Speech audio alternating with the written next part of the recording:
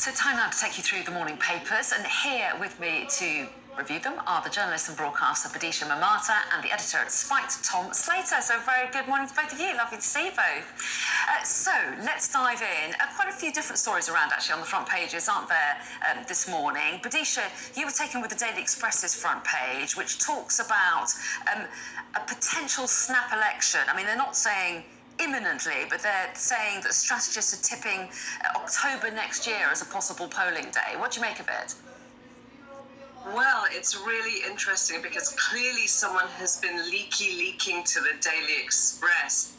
Yes, they're tipping the 5th of October as the time for a snap election, but they're really pointing out that whoever the next PM is going to be, whether it's Rishi Sunak or the frontrunner Liz Truss, they are going to inherit a great long roster of things to talk about, and without the mandate from ordinary voters, meaning people outside of the Tory membership cohort, they're not going to have the mandate to tackle all of those big ticket issues. Now, the votes came in up until yesterday, last night. The votes were being counted overnight. We won't know exactly who the new PM is until Monday, but there are so many things to deal with. And in fact, the Daily Express article makes it so clear. They have a hilariously awful sounding list. So it goes, Ukraine, China, Brexit, cost of living, health and social care, inflation and recession.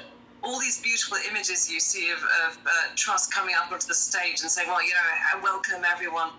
It's nothing compared to what you have to do when you're at your desk on Monday and your aides come in and they thump a big set of papers down on your desk and say, right, this is the situation the country's going to be in the next 2 or 3 years, really.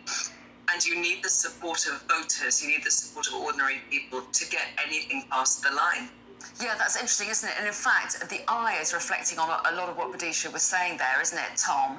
Because they are talking about the percentage of the public that, according to surveys, that think the government is failing to tackle some of the biggest issues. So they're talking about the cost of living crisis. I mean, there's a lot for the new leader to get to grips with, and the public's watching very closely. Precisely, and I think this poll for the Eye paper here perfectly illustrates a lot of what Vidisha was talking about there. So 80% of the public think the government is failing to tackle the energy crisis. I'm almost surprised it's not higher given the fact that we haven't really had a government over the course of this leadership contest. It's finding that even Conservative voters are divided over the question of whether or not tax cuts or more state intervention is the answer, which is a real problem for Liz Truss, because it's very clear that she's been signalling that she wants to do more on the cost of living beyond her mooted tax cuts, but at the same time that's going to be quite unpopular with part of her base and definitely a big part of her support in the party.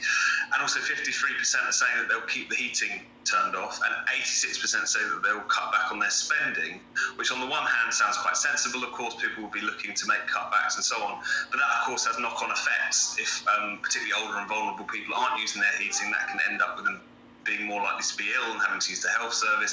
Similarly, people cutting back on spending is really going to hit the high street, and eventually that filters through to the economy and to jobs. It just shows how there's so many trade-offs to be made, there's so many decisions to be taken, and whilst given the fact that both Rishi Sunak and Liz Truss have only been talking to that Tory electorate so far, in large part we haven't really heard about what all of that is going to look like day one once Liz Truss gets into office. No, that's right. That's right. We don't know any details, do we? And that is staggering, isn't it? 53% of people say they'll turn the heating off even if they're cold. Tom, quick thought from what Vidisha was saying about the prospect of an election next year. I mean, both the candidates have said they won't call a snap election. Do you think it will be inevitable that they'll have to go to the people in a year's time? I can understand their reticence. The desire to just kind of ride this out, particularly given how bad things are in the polls at the moment. I think there could easily be a point at which the hand is forced. I mean, even Liz Truss is, given the situation that she's in, and also given the fact she doesn't have overwhelming support of her party, let alone the country. I mean, she has more support than Rishi Sunak, but not the kind of numbers we've been talking about. Things can get very rocky very quickly. But I think it's also a point of principle, really. No government coming in, no new leader coming in ever wants to hear this, but our prime minister shouldn't really be decided by puffs of white smoke appearing out of CCHQ. I mean, this should be something that people do get a vote on in short order. So I think the pressure of all of that is going to is going to be undeniable at some point. Yeah, interesting. And let's move on to the FT, shall we, Badisha? Because we talked about people clearly very worried, according to that poll, about the energy crisis, and the FT covers the developments in Russia's gas exports that have happened over the last 12 hours or so, which just adds to the problems, doesn't it? Yeah, so this is exactly how those huge ticket headline items connect to ordinary people's daily lives. The G7 nations, which include the UK, have finally continued to make it clear to Russia that because of the invasion of Ukraine, which we're now at the 6-month mark of, and it's a terrible, horrible, stalemated war that seems like it's going to go on for a very long time, they are going to penalize Russia by capping the kinds of profits that Russia can make in selling its oil onto all the other nations. Now, Russia has a very strong hand here because, of course, it's a major provider of natural gas. It's a major provider of natural gas. So this makes things extremely tricky because Russia immediately then turned around and said, it's funny that you say that you're going to cap our profits and cap our selling prices to you, because guess what? At one of the major gas plants, we have found all these leaks and these technical problems. And so as a result of that, we would be remiss in our duty if we continued supplying to you. So we need to do further checks. Now, none of the G7 nations are buying that whatsoever, but what it does mean is they're going to have to find alternative methods, sources of fuel. They are currently buying liquefied gas from nations such as Qatar and Azerbaijan, and if you know the history of those nations, you'll realize that that's not an unproblematic business relationship either. Well, yes, and interestingly, Russia is still managing to sell its gas, isn't it, to countries like China and India as well, so that will continue. So it's a very complicated picture, isn't it?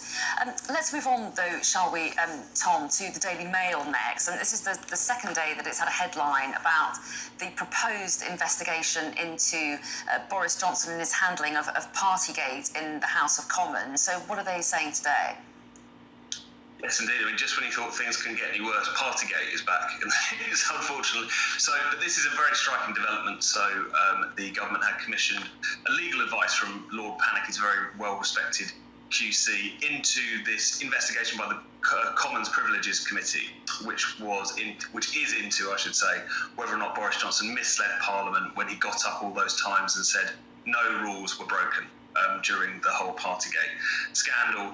It's pretty scathing. Legal advice has got to be said, calls the entire process unfair, fundamentally flawed, wrong in principle because of the fact that the committee seems to have dispensed with the idea that Johnson will have had to have willfully misled Parliament in order to have been breach of the rules, and also makes other criticisms around not being able to cross-examine witnesses, not being able to know who these witnesses are, and making an argument that this isn't just bad for Boris Johnson, this is bad for future PMs and for Parliament because it could chill their performances at the dispatch box, making them overly cautious, even more so than currently. And I think the thing that's striking about it is that Lord Pannick, although he's been dismissed by some people, particularly the Lib Dems, as some sort of Tory stooge, he was the man behind, or the man who represented Gina Miller in the anti-Brexit cases. He's by no means some sort of Johnsonite henchman, and yet making very strong comments against this Privileges Committee and essentially suggesting and adding pressure to suggest let's just get rid of it. And I think there's going to be a bit of an appetite for that, given the fact he is gone. Whatever you thought about Partygate, it has effectively, along with many other scandals, dispatched him. So I think maybe the appetite for continuing to flog that dead horse in the wake of this legal advice might dissipate a little bit. Yeah, and a quick thought on it. We haven't got very long, Badisha, but what's your thoughts on this? Do you think that this will help this whole investigation go away? Because those behind it still think that it's very valid. I actually completely agree with the comments that were just made. Clearly, Partygate was the nail in the coffin of an ailing prime ministership anyway. I think there's a sense of disgust and relief that we don't have to have Boris Johnson in front of us, because it was so insulting to hear MPs who partied during the pandemic sort of trying to weasel their way out of it. Okay, well done for wrapping up, because we are out of time. Badisha and Tom, I'll see you again in an hour, though. Thanks for the moment. Very much indeed.